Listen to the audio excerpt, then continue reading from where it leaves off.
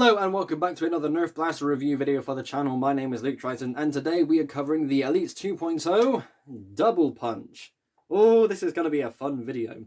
This is a magazine-fed, flywheel, battery-operated, semi-automatic blaster, once again in the Elite 2.0 line.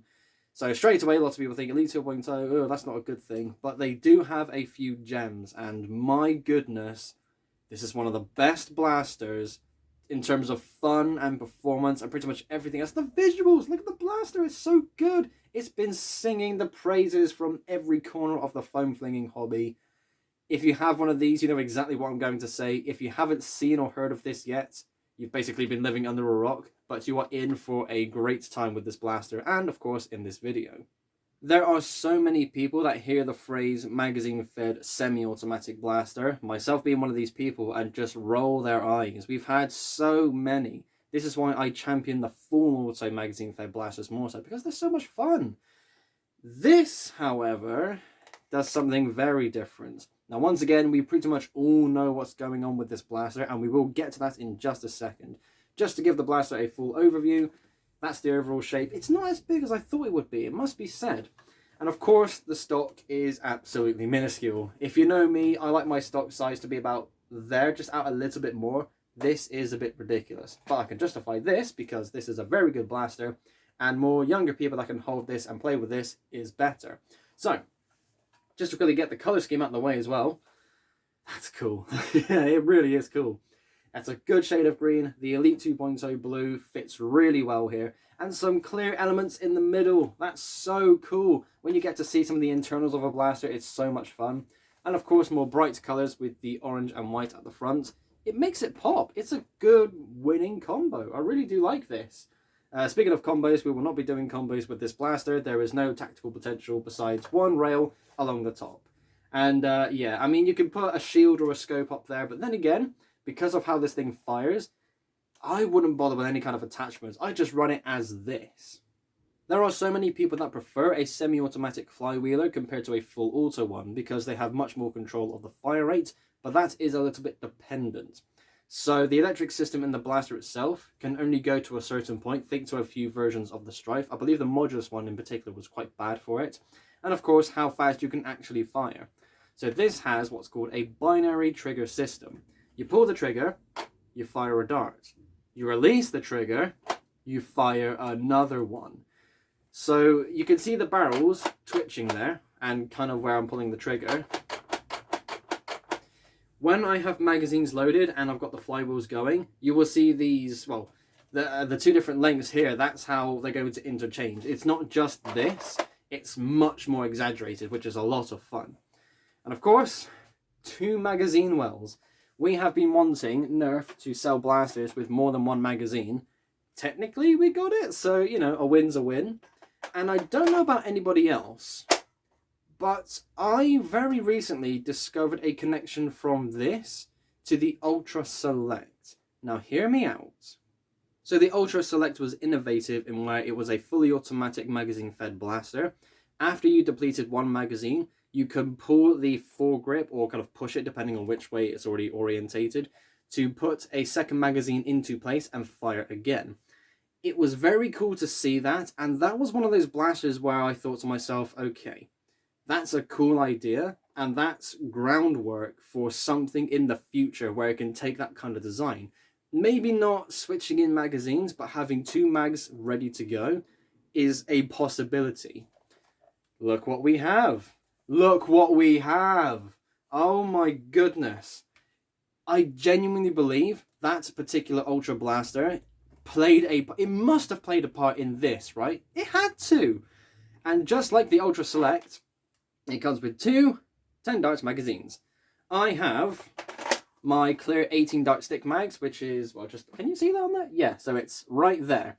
I did a YouTube short quite a while ago with those 2 magazines fully loaded, dumping the magazines. It's so much fun, and we are going to do that in just a moment.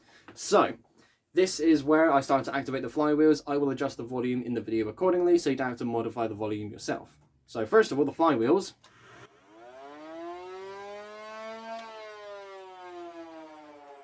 That sounds pretty good. And I, for one, think that Nerf is starting to take the hint and make their flywheel blasters slightly more powerful. It's not crazy powerful, but they're getting the hint.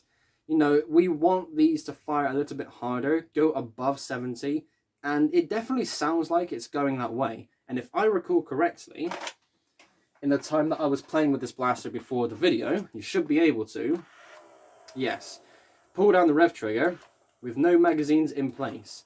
Because of how the firing mechanism works, that's understandable.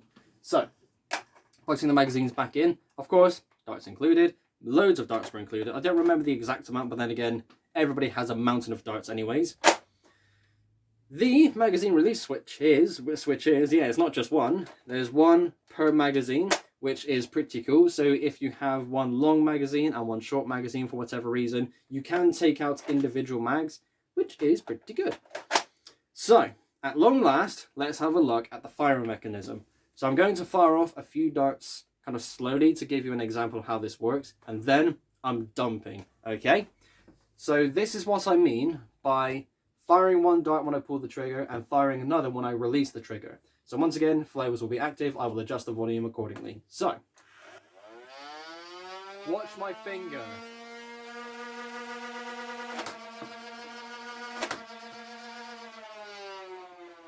That's loud, yeah. But yes, that is where the darts go. I don't even know where they went. That hit quite hard, to be honest. But yes, that is how this works. Upon releasing the trigger, you fire a dart. That essentially doubles the fire rate of a semi-automatic blaster. That is insane.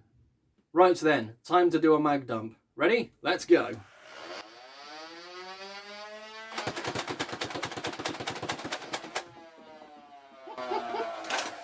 Whoa! That is one of the fastest firing blasters ever. And it's semi-automatic. Sales pitch, done. Oh man. For so many people, myself included, I can genuinely see this as the new main blaster to run. I've already had fun with the regulator. I've recently gone through a thing with the Stampede. This is tempting. This is so tempting. And if I were to personally go through and make this my new personal blaster, it would be painting it. And I don't think it'd be too bad. I've got to keep the clear stuff clear. But of course, I would have to paint it into my colours. And if you haven't seen my personal blasters, you can go and have a look at those shorts, because my paint scheme, I for one think, is rather cool. But yes, the double punch. What a blaster. Just what an amazing blaster. And now we reach the point of the video where I give my purchase recommendation. So many people in the hobby have seen this as Nerf's best blaster for 2023 so far. I completely agree. If you were only going to get one blaster this year from the Nerf brand, it's the double punch. It is absolutely the double punch. It's so innovative. It's so cool. It's so fun. It's what Nerf should be. It's what Elite 2.0 should have been. We're finally on the right tracks with Nerf once again after a few rocky years. I'm hoping we're going to see some more incredible blasters like this, because Nerf has just proved with something like this as to why they are the best. At least they were the best. Of course, in this hobby, we have other companies making other blasters, and the competition is getting really interesting. But yeah, at least with this particular blaster, I can wholeheartedly say you should buy one. You are missing out if you don't get one.